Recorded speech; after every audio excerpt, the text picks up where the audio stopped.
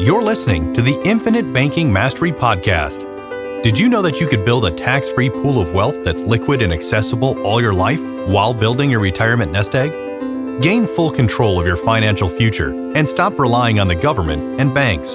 The wealthy have already discovered this wealth-building secret. Now it's your turn to get financially secure without following the conventional wisdom that keeps you in debt to banks.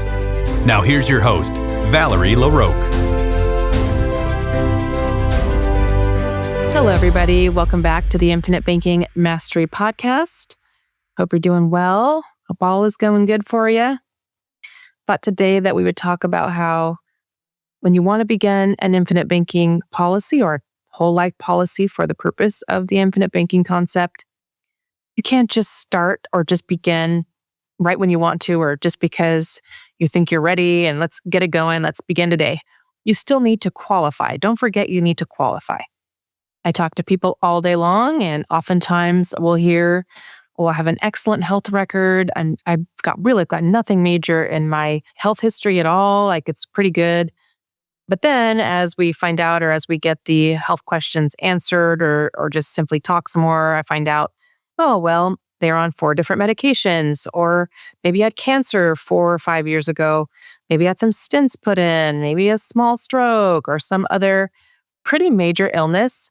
I think that once we've had or gone through a major illness, but we're doing well, we just kind of forget about that or think, hey, I'm in good health, I'm doing well.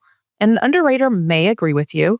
He or she may think, yeah, you are doing great. But sometimes those things that you went through have an effect on your underwriting. I mentioned before that cancer doesn't automatically mean a decline. So if you've had cancer in your past, they're going to be interested in what stage it was in, what treatment did you have. It doesn't automatically mean a decline, but it can cause your rating to be lower. It really just depends. So I wouldn't think that you're completely out and you're not going to be able to get underwritten from something that you have had in your medical history, but just keep in mind that whatever you have had go on in the past, or maybe even 5 to 10 years ago, can have an effect on your underwriting.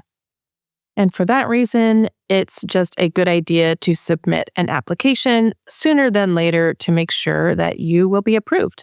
You may not have your final plan worked out. You may still be working on what your final numbers will be, or trying to figure out the exact right premium for you and the breakdown of base and paid-up additions and all that. But even while you're still working on your final plan or what you will actually want to move forward with as far as numbers for you and your family, you could be in underwriting so that you don't waste more precious time. Because remember that time is our greatest asset. So you could be in underwriting even though you may still need another appointment to finalize what you would like to do. You may still want to get together, you have more questions, but you might as well jump into underwriting so that we can make sure that you can be approved, that you can do the strategy, and also what your rating will be, because that will have an effect on what we're able to do and how the policy will look. So it's much more helpful to have a rating, and certain ratings don't even allow a paid-up additions rider. So it's good to know what rating you'll be. And if you have a lower rating than expected, can we add the paid-up additions rider or not? The good news is that whatever your rating is, if it's less favorable than you had hoped, the rating only affects the base premium, and that is usually the lower of the two. So the paid-up additions premium, your rating has no effect on that part of the premium. So I would not think, oh my gosh, my rating is so terrible, I might as well just forget it. Still can totally be possible so long as your rating was high enough that you can apply a paid-up additions rider to your policy. But at the end of the day, we can talk about IBC until the cows come home, but if you can't be approved or have someone or insure someone who can be approved, then that's your first priority, to make sure you are insurable, to make sure you can be approved, that the company is willing to issue you a policy. I talk to people all the time who don't think they can be approved and so will want to write on children or grandchildren. And so it's important to keep in mind that underwriters want coverage on parents before they will underwrite children that are under 18 anyway. In general, you will need to have about twice as much coverage as your underage child, at least for the companies that I work with. I haven't heard anything that's a lot different than that. Underwriters can give exceptions if it makes sense on a per case basis. So they have a rule where it's generally you have to have double whatever your child has, but sometimes they'll say, oh, well, we can issue a death benefit closer to what you have in total or some other amount. Usually it's never been over. So a child can't have more coverage than the parents have. I've never seen that happen, but underwriters can give exceptions if it makes sense, if it just makes sense in the situation. So that's looked at on a per case basis. The coverage on the parent can be term or really any type of coverage. They just want to see that you have coverage. So occasionally a parent will get some term and then want to write the whole life insurance on the child. They'll tell me, oh, it's because my child's younger, they have more time, they're healthier. And so they expect that the cash value, the outcome of the cash value is going to look better. But there's certainly nothing wrong with protecting your children while starting up your banking system. In fact, I think that's a great idea. I would say not to get so caught up in and just the cash value and what the policy is going to do as far as, oh, I'm going to be able to finance things and I want to build this huge cash value. I would also remember that it is also a life insurance policy and you can bless your loved ones and show them that you cared for them in the event of an unexpected death, because obviously none of us are getting out of here alive. But when you're in your younger years, you may not think, it's needed right now or my kids will be fine once they're older, but you just never know. You just never know. And if you have a sizable premium that you would like to get started with, it may be a challenge to try to put that dollar amount on a child because the same premium will buy a whole lot more life insurance on a child than an adult. So you may not be able to fund as high as you would want to if you're funding on a child's life. And not to mention, you will have to have at least twice the amount of coverage generally as the child. So if it's buying a large death benefit on them, you're going to need to have a much larger death benefit to get that approved on the child. And like I just pointed out again, how this is a life insurance policy and how that's also a part of it, not just the financing, not just building of the cash value. But if you were to pass while your child is still young or even a young adult, they are going to be better taken care of with a death benefit from you than a policy that they inherit on their own lives once you pass away. You may pass at a time when you have a sizable loan outstanding against the policy, and then they will inherit a policy with a large hole in it, which may not be a bad thing if they've learned, if you've taught them, if you've educated them. Maybe they're working or have income or are ready to start taking over that premium and are super grateful that you started a policy for them when they were young. I'm not against child policies at all. I think it's a great idea. I'm just trying to share, if you're trying to decide between you or them, I think it's a good idea to insure the parents. But if you were to pass away and your children were younger or maybe earning an income but still on the younger side, and they're not sure if they want to keep it going, maybe they don't understand it. Maybe they weren't interested in learning and they have no idea whatsoever what you were doing, what the policy is for, what it can do for their lives. Maybe they don't understand the infinite banking concept at all. Now, me, I have 2 sons and one is like a sponge. He absorbs everything. He wants to learn everything I have to teach.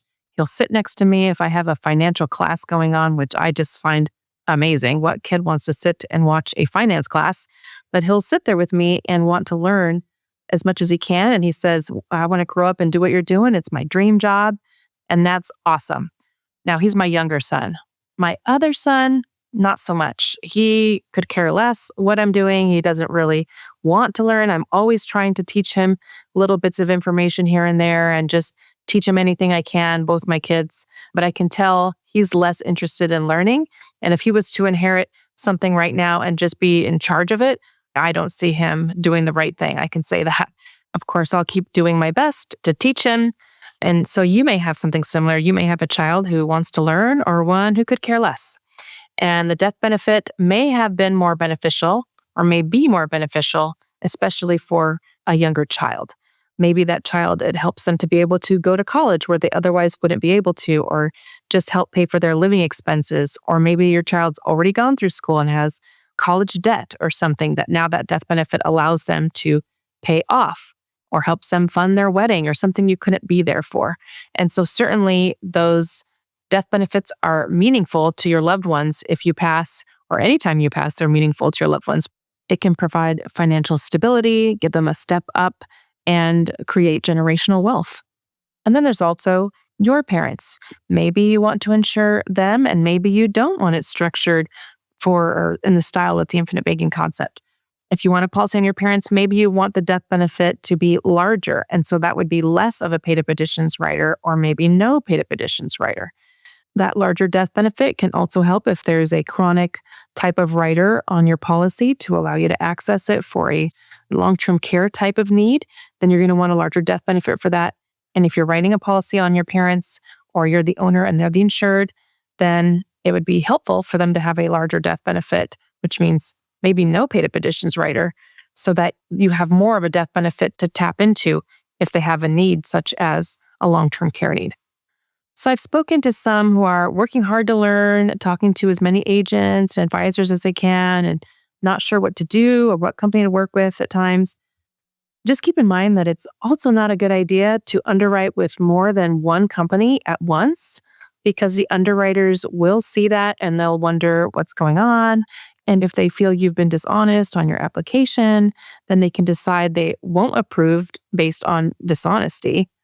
Now, they do have a question on the application that asks for the total amount of coverage you are applying for anywhere. And if it's not disclosed, they can say you were being dishonest.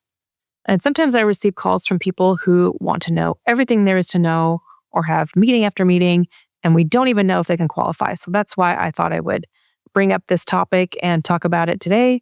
So underwriting really should just get started sooner than later to make sure you are eligible to even do the strategy at all, or make sure we know of who we would be able to insure in the event that you're not insurable. Because if it's a different person, that may also be a different amount of insurance that that person can qualify for, and may make a difference in what your premium amount would be or what you'd be able to do. And so simply sooner is better, because we don't know what tomorrow will hold. Let's lock in that coverage while we can. And so if you're feeling like, wow, time is slipping away, I've been listening to this podcast for a while or studying this for a while, maybe I should get started, I would say yes, you should get started, because time is your greatest asset and it's slipping away day by day. And if you'd like to partner with me and work together, feel free to reach out to me. I say this at every show. You can reach me at Valerie@alphaomegawealth.com. I'd be happy to meet you and learn about your situation and see how I can help.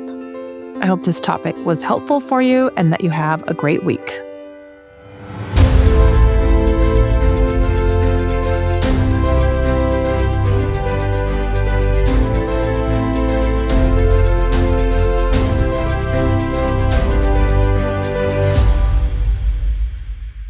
This is thepodcastfactory.com.